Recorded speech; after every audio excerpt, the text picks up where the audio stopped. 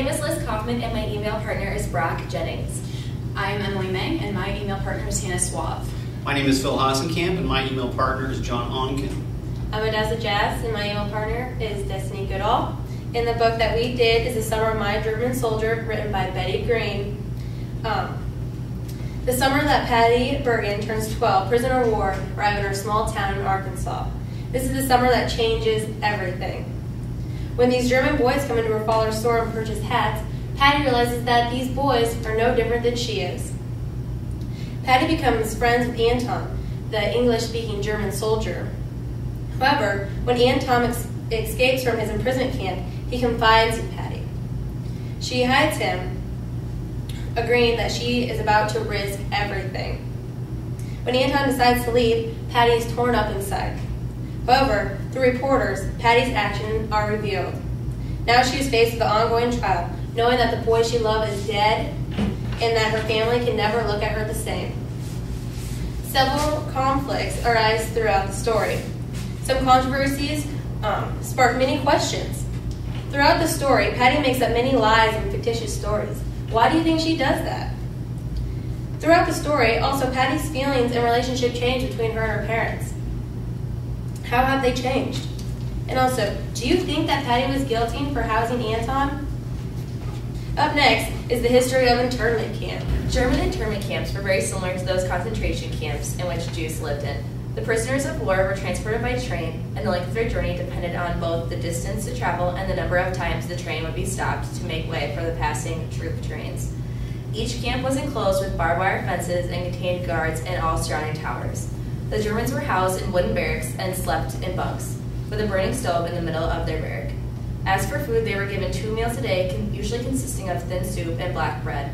All the prisoners looked forward to deliveries from the Red Cross, which contained luxury items such as butter, biscuits, chocolate, condensed milk, as well as dried fruit and vegetables. The daily routines ranged from camp to camp, however most had a parade once a day for roll call. Some men would be put to work either around the camp or in the locality. The camps were mainly filled with hunger, boredom, and dreams of a better life once the war was over. And just a little bit about the author, Betty Green. She grew up in Arkansas, and she was a Jewish girl in a town of Christian fundamentalists. She wrote the story from her own discrimination. She was raised mainly by an African-American housekeeper, Ruth, so this is where the actual influence of Ruth in the novel came from. It took Green 5 years to write this novel and 2 years searching for someone to publish her work, and received 18 rejections before someone agreed to publish it. So we are going to talk about the World Connector and how this book connects to the world.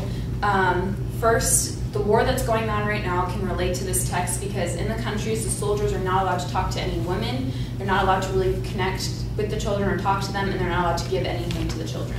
So just like in this book, they're not allowed to talk to the prisoners of war. They're not allowed to do anything that has anything to associate with different people, really.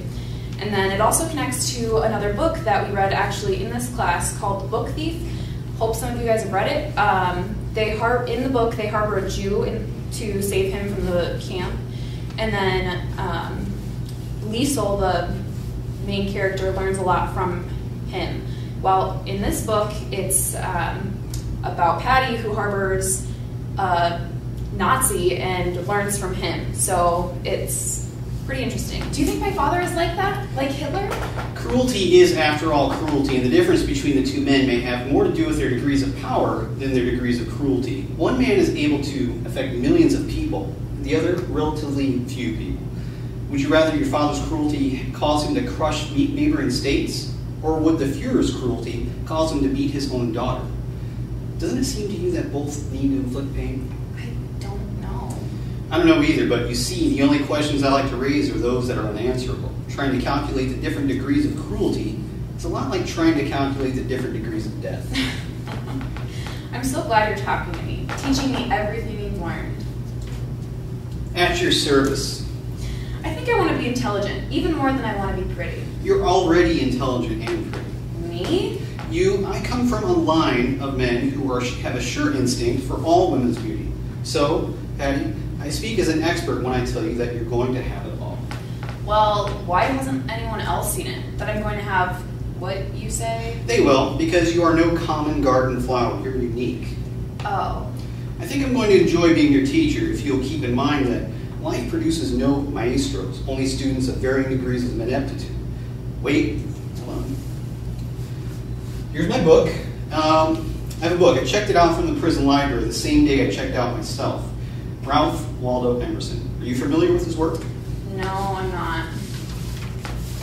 Well, is something wrong? No. Well, I was wondering, how are you going to return the book? Oh, you want to know if I'm a thief? Oh no, I know you're not. In this classroom, we call things by their rightful name. I became a thief when I took that book. Couldn't very well pay for it, and I didn't want my brain to starve if I had gone into hiding. You're very honest. I mean, you don't lie, do you? Try never to lie myself, and I dislike lying to friends. Let's see. Read these essays, and tomorrow I'll start mining gold. Come on, folks, it's ready. What's going on here? It's all right. It's only Ruth, our housekeeper. She's made griddle cakes for us. Why did you tell? But I didn't, honest. Ruth saw you run out the garage last night. She saw how you wanted to protect me from my father. Came running out into hiding when I got, didn't I? Okay. After almost 2 years of being an inconspicuous guy as possible, I had no idea that I would voluntarily risk my life for anyone. But I'm glad I could. I'm glad I still could. Okay, from this passage from the book, how does this make you think about the book? Why is this part significant in the book, and what does it bring about to your mind, and how does it relate to the importance of the entire book in itself?